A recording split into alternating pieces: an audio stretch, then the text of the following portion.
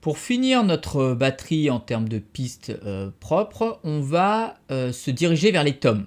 D'accord? Là, on est en présence d'une session où on a 4 tomes. Donc, on va aller voir le traitement qu'on peut leur appliquer.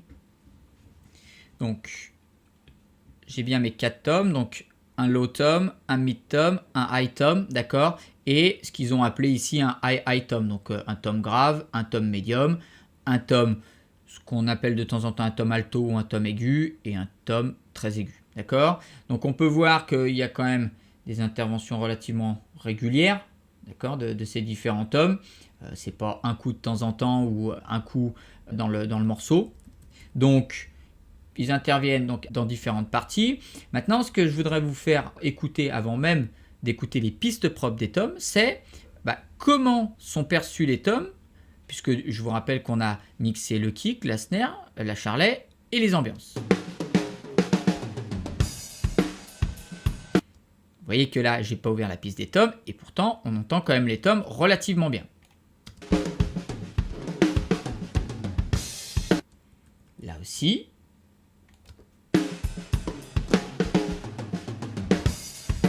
Et là aussi. Donc, bon, je ne vais pas tous les faire, mais vous voyez que sans avoir ouvert pour l'instant la piste des tomes, on a quand même quelque chose de relativement précis entre guillemets.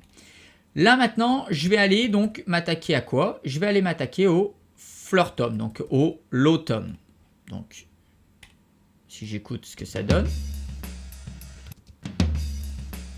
Alors, première chose qu'on peut remarquer, c'est sur la piste du tom, forcément, il n'y a pas que le tom. Non, il n'y a pas que le tom.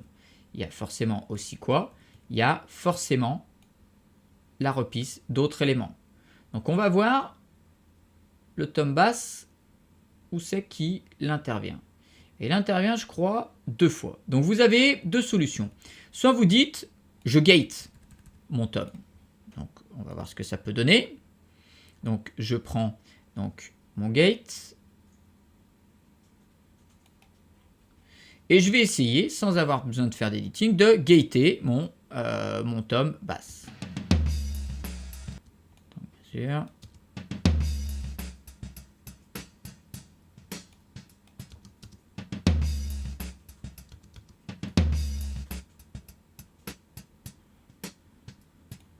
D'accord, donc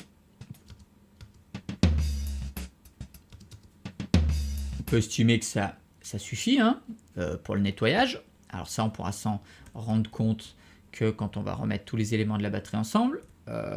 La deuxième solution, si vous avez un peu plus de temps, c'est carrément de découper les tomes sur votre piste et de muter tout ce qui est avant et tout ce qui est après votre tom, en faisant attention de ne pas couper de résonance pour pas que ça fasse quelque chose de trop artificiel.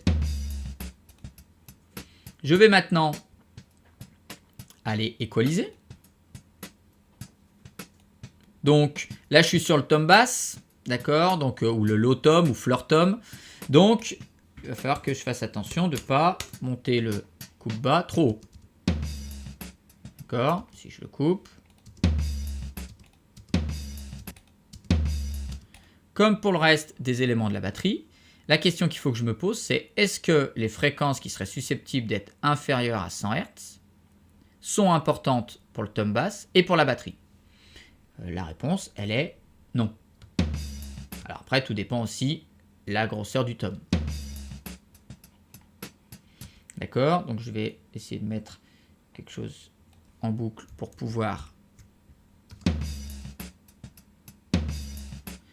D'accord, donc là, le but, ça va être quand même de nettoyer aussi un peu, surtout dans la partie médium.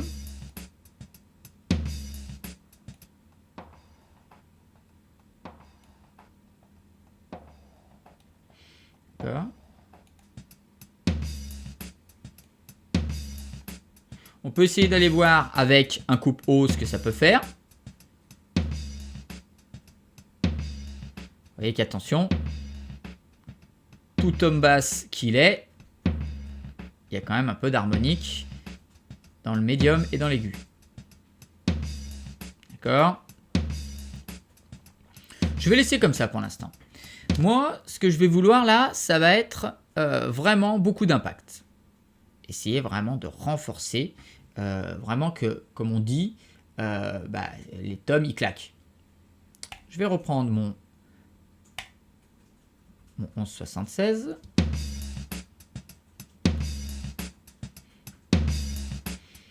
Imaginons que j'ai trop de résonance. On a vu précédemment que pour éliminer de la résonance, il fallait que je fasse quoi? Eh ben, le contraire de ce que je viens de faire, c'est-à-dire il va falloir que je mette une release longue.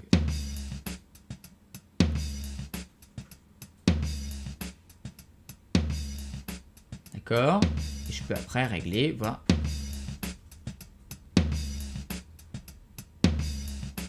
Donc, je vais régler, hop. D'accord? Donc, je vais aller voir. Peut-être que je peux augmenter le ratio, histoire de... Voilà, si je remets sur 4.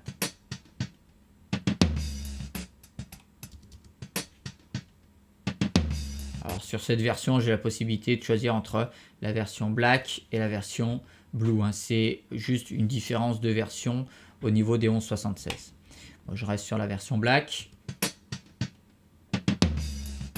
Donc pour l'instant, on va estimer que je suis bon.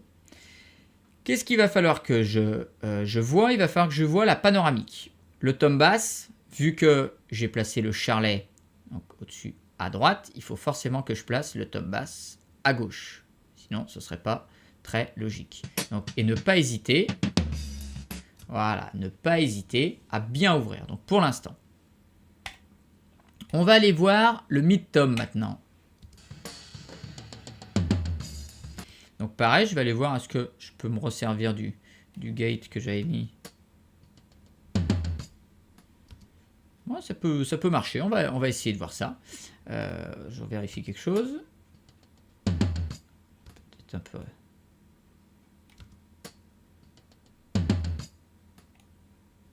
plus. Ouais, c'est un peu mieux. Hein. En fait, j'ai ouvert un peu la release pour que la résonance soit pas trop artificielle, qu'on n'ait pas l'impression d'avoir coupé de manière artificielle. Je vais aller, pareil, équaliser.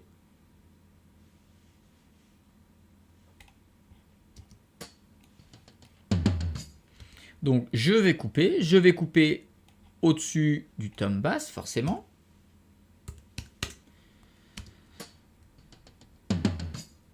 D'accord. J'aimerais bien tout de suite, pour avoir un point de repère, mettre avec le tom basse.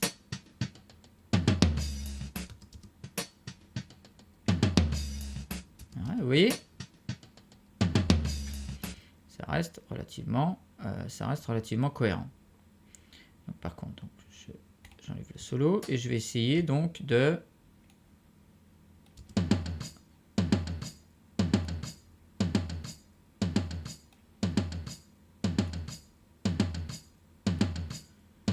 Et affiner un peu le médium, d'essayer peut-être cette fois, si j'estime que j'ai assez creusé, d'aller voir sur l'impact hein, de ce tom, donc notamment l'attaque au niveau fréquentiel.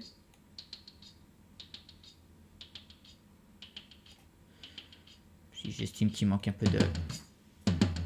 Voyez.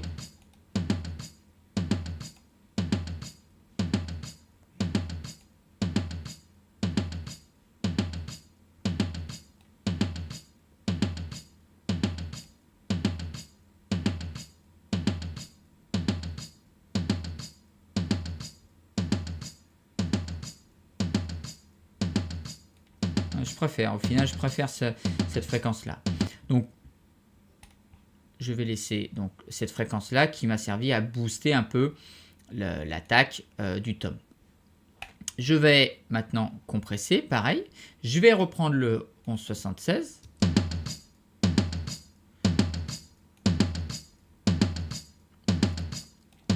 Fermer, enfin ouvrir plutôt la release pour faire en sorte que la réseau soit pas trop prononcée.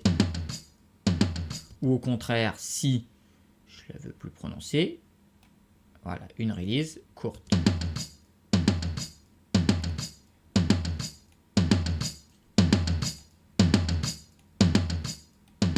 Ce qui est important quand on traite les tomes, c'est qu'il faut bien voir que comme ils ont une intervention ponctuelle, il va falloir que quand ils arrivent, on les sente quand même relativement bien. Et pour qu'on les sente bien, il va falloir quand même avoir quelque chose de relativement percussif, avoir des transitoires relativement franches. Donc j'essaye les 2 tomes.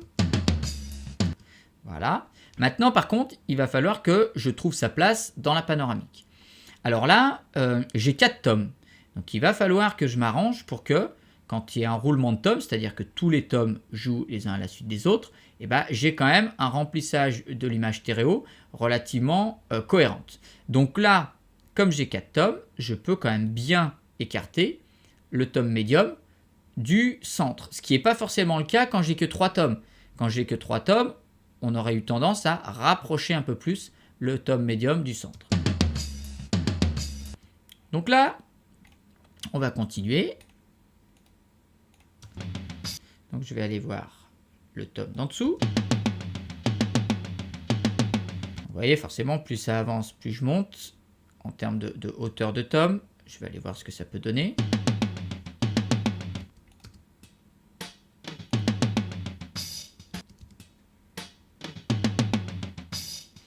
Je pense que ça peut aller. Donc vous voyez que j'ai, comme j'ai estimé que j'avais pas le temps d'éditer les tomes, c'est-à-dire de couper avant, après, de faire les fades, j'ai mis un gate.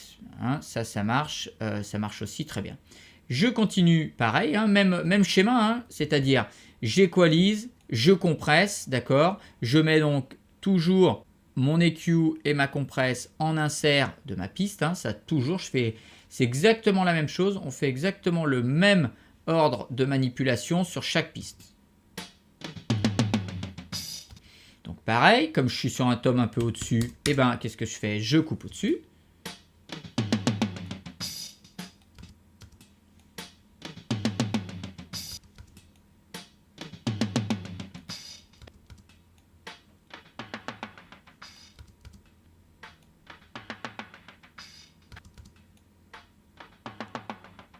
Vous voyez, là je cherche à affiner un peu, parce que forcément plus on monte en termes de tomes, donc plus il devient aigu forcément, puisque plus son diamètre est petit. Donc j'essaye quand même de faire en sorte qu'il y ait de l'impact sans que ça devienne entre guillemets trop métallique. C'est pas que ça pourrait être métallique, c'est pas comme la caisse claire, mais on a cette mauvaise sensation au niveau du pur médium et des fois du haut médium.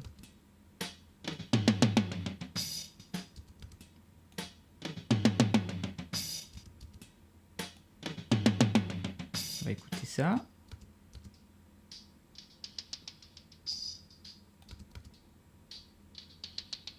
Vous voyez là, même si je suis dans la zone d'attaque du tome, je vais légèrement la creuser pour arrondir quand même, ne pas avoir cette sensation vraiment d'aspect métallique. Donc ça c'est vraiment très important, je le répète, hormis dans certains styles où ce côté-là métallique un peu froid des tomes peut plaire, là c'est pas vraiment le cas. Pareil, je continue, même concept, je prends le 1176. Alors.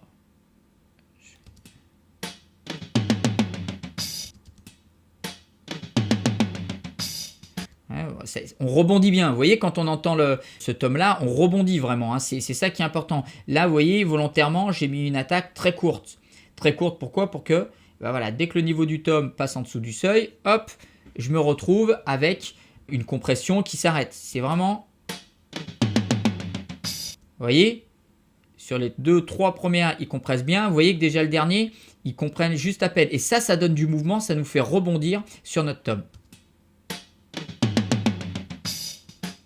Pour l'attaque, j'ai laissé une attaque médium longue qui me permet de ramener quand même du percussif. Et par contre, j'ai mis un ratio, là j'ai mis un ratio de 20, j'ai mis vraiment un ratio fort. Mais ça, c'était vraiment volontaire pour donner du piquant aussi à ce tome-là. J'aimerais, avant de remettre ces 3 tomes ensemble, eh ben, il va falloir que je le panne. Là, j'en ai mis un bien à gauche, l'autre un peu moins à gauche. Ben, celui-là, forcément, il va être un peu à droite. Alors un peu, rien ne m'oblige, enfin, il n'y a aucune règle qui m'oblige à dire, t'as mis le tome mid à 35 à gauche, et ben tu vas mettre le high à 35 à droite. Non, si j'ai envie de le mettre à 41, je fais ce que je veux à partir du moment où, par contre, c'est logique dans la construction de votre mix et surtout où, à l'écoute, ça pose pas de problème. D'accord, donc pour l'instant, je suis sur quelque chose qui sonne relativement pas mal. Je vais aller voir le dernier, donc le high tom, donc on peut se douter que c'est encore un tom encore plus aigu que ce que j'ai déjà eu. Je vais copier le gate, d'accord, pour voir si ça peut toujours me servir. On voit que la repisse du tom high dans le tom high fait que le gate se referme pas. Alors on va voir si...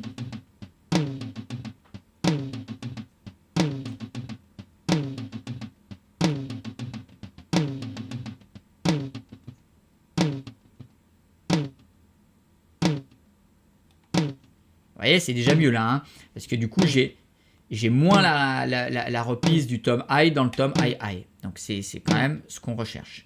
Pareil, hein, on va aller mettre un EQ. Donc, je vous conseille quand vous écoutez en boucle comme ça, d'arrêter de temps en temps la lecture, parce que si vous restez en boucle pendant 10 minutes sur le même élément, au bout d'un moment, votre oreille, elle va plus rien entendre du tout. Et là, c'est le meilleur moyen pour faire des erreurs de mix. Là, pareil, je vais aller affiner. Toujours cette zone médium, hein. Cette zone médium, c'est vraiment une zone qu'il faut nettoyer au maximum parce qu'elle peut nous poser beaucoup de problèmes. Donc après, où creuser dans la zone du médium, vous me direz, j'allais dire, ça fait aussi partie des goûts et des couleurs. Moi, j'ai l'habitude de creuser vers le 1 kg. Certains diront, ouais, non, bah, moi, c'est plus 1,5 kg, moi, c'est plus 800. Voilà. Après, il faut que ça reste logique dans votre construction de mix. Voilà. À partir du moment où ça reste logique, bon, il y a une question de logique, bien sûr, mais il y a une question de goût. À partir du moment où ça reste cohérent, on va dire, dans l'ensemble, il n'y a aucun souci. Pareil, je vais aller prendre le 1176. Vous voyez, là je referme très rapidement. Voilà. Je referme très rapidement la compresse. Sentez, donc 100 avec. Sentez qu'il y a quand même un percutant un peu plus présent. Pareil, je vais panner donc mon élément. Là, je vais vraiment pour le coup le mettre un peu plus excentré, voilà. Et je vais maintenant aller voir ce que ça peut donner dans l'ensemble dans l'ensemble des tomes. Après, je le mettrai dans l'ensemble de la batterie.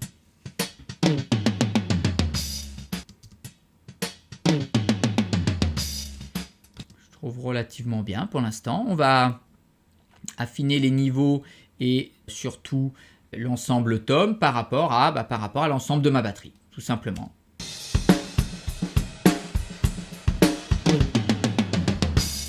Donc là, vous voyez, quand les toms arrivent, ils n'arrivent pas pour rien, comme on dit.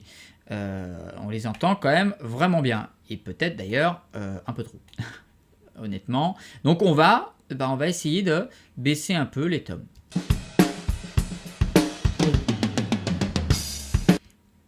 On peut les baisser, je pense, un peu encore. Hein. Après, ça reste des goûts, c'est des partis pris. Attention, hein, ça, c'est des choix artistiques qu'on fait. Est-ce qu'on veut les tomes plus en avant, plus en arrière? Ça, c'est vraiment... quand vous mixez, c'est vraiment des discussions. Si vous mixez pour quelqu'un d'autre, c'est vraiment des discussions qu'il faut que vous ayez avec l'artiste qui va vous dire non, moi je préfère les tomes devant, non, moi je préfère les tomes en retrait. Donc voilà, ça fait partie des partis pris et des goûts et des couleurs.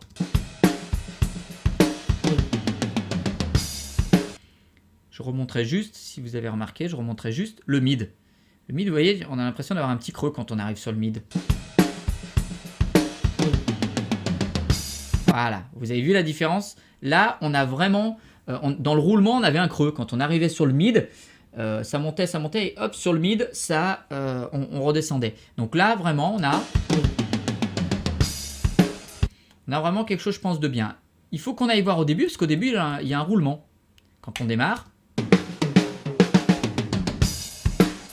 voilà.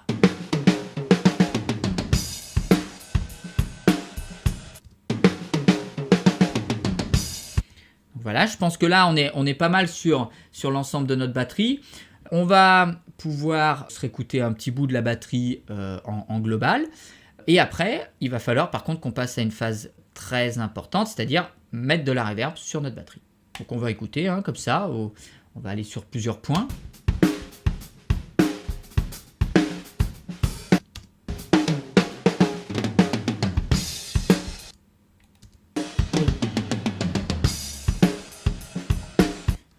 On voit qu'on est quand même relativement bien en termes de mixage batterie pour l'instant. Attention, c'est pas parce que la batterie sonne toute seule qu'elle sonnera quand je vais rajouter les autres éléments. Donc ça, il faudra bien y faire attention.